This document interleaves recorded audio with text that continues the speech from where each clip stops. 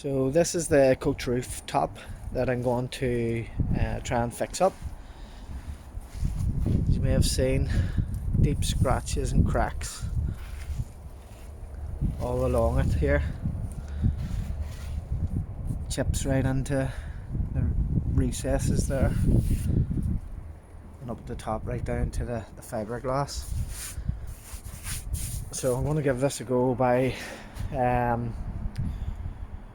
sanding it all down, repairing the cracks and painting it again.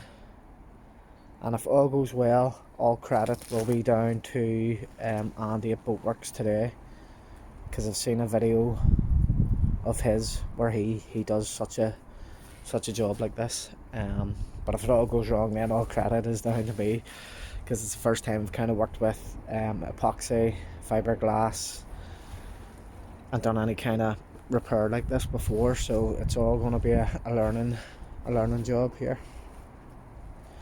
But I thought best practice on something small than do it for the first time on the boat, on the deck or anything like that. So we'll get started by cleaning it down and getting sanding.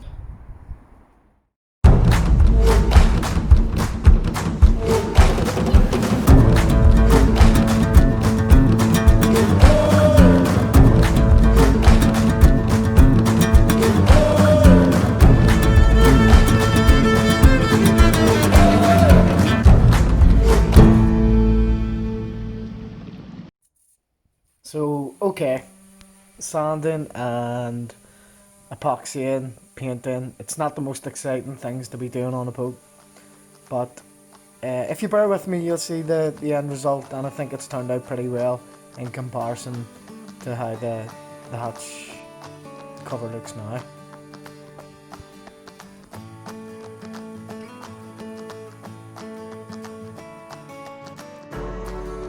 And here I'm just using 80 grit sandpaper on the orbital sander just to rough up the surface.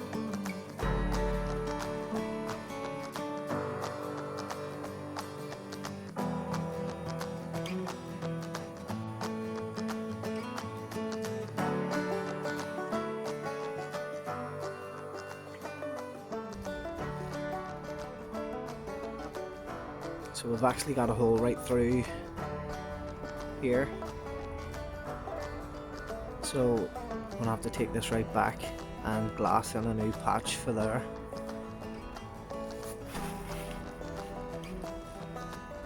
It's quite a deep crack there. It's down to the glass there, and here down to the glass. So I'm just going to use the smaller sander to try and open this out a bit.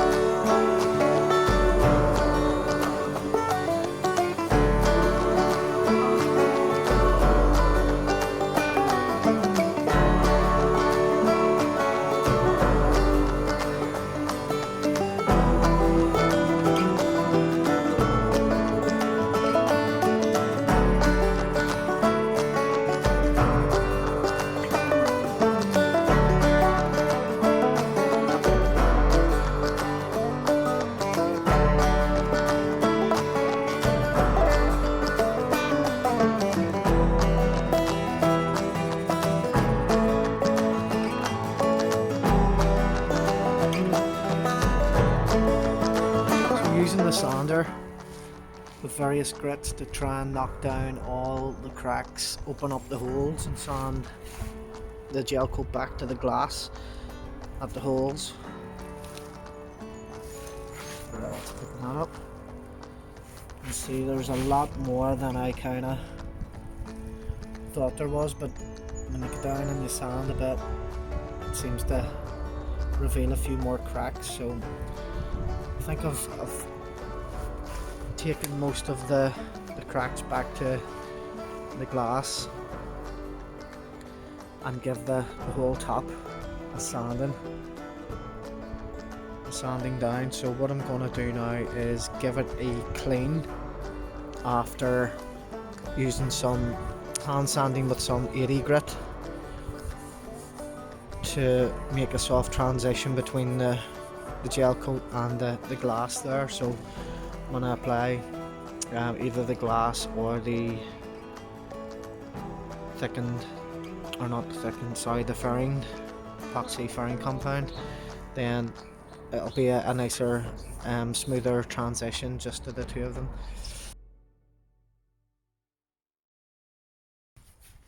I'm sure by this point most of you are thinking you really need a workbench, but it is the height of the lockdown, so everywhere's closed, and I don't have a workbench at all at home, so I'm making do with what I have, and that's a piece of flimsy plastic garden furniture. Now I'm just going to use a tack rag to remove all the loose particles that have been created by the sanding. Give it a good wipe down with that, and then I'll give it a wipe down with acetone, and then we'll make up some epoxy.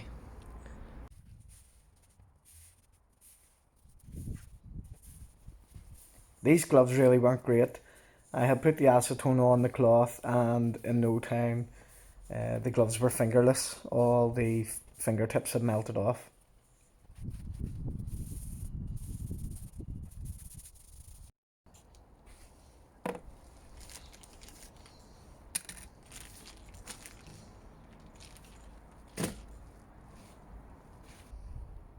This is going to be my first time mixing up epoxy, so fingers crossed it all goes well. I'm going to wet out these areas here with the just normal epoxy, and then leave that to go tacky, and then I'll mix up some 410 to make up the fairing compound, and I'll apply that to all the areas I've sanded, minus the ones with the holes, because I'll have to use glass to fix those, and we'll see how things go from there.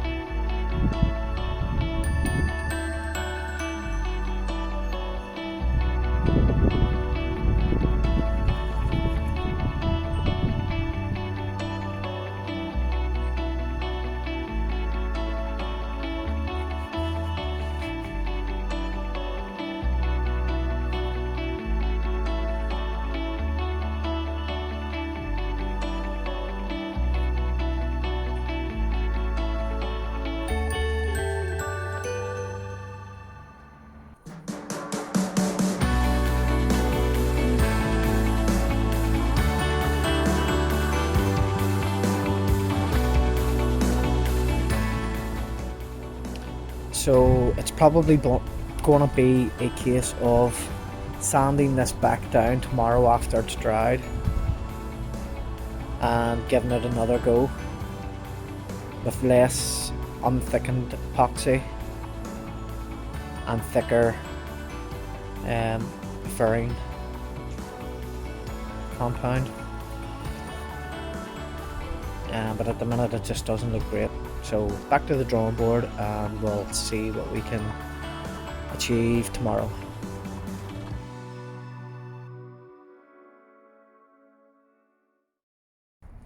And this is how the furring finished up.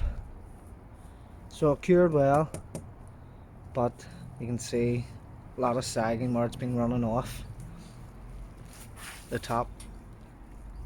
So it's very messy looking.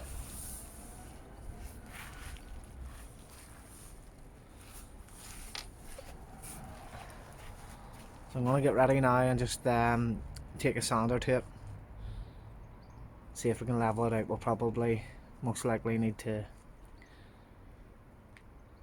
reapply the furring. So I've done all the sanding I needed to do. Well, I think I've done all the sanding that I've needed to do, and I've cleaned off all the dust and debris there. Just went over it with the vacuum first of all, and then I've wiped it down with some acetone and let that dry off. And I'm going to make up some more thickened epoxy, but I'll use a bit more thickener this time, especially having to do these bits on the edges, so they're going to sag if I don't use enough 410. So I'll make a good thick batch and hopefully that'll do better this time. Okay, I think we've got it. Maybe. I'm going to give it a go anyway.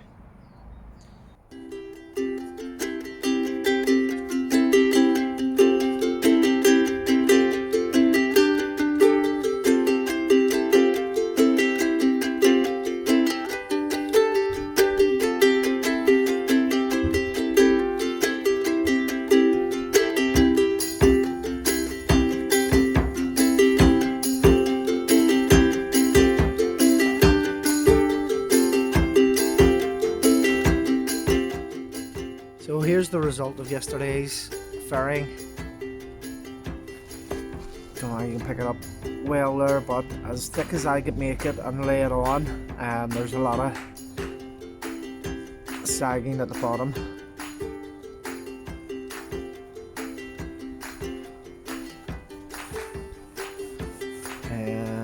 I'll probably put it on very thick here. So a lot of sanding is going to be required to bring that back down. But sure, who doesn't love a bit of sanding?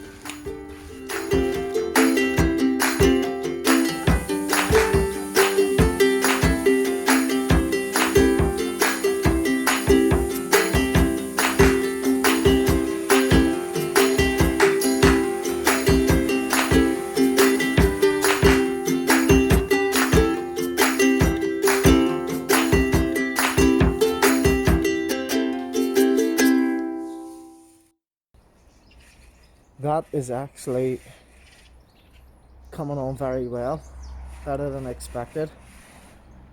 I'm just going to switch to some hand sanding now and really tidy it up, but some parts need a lot of work, but I'm impressed with this little bit.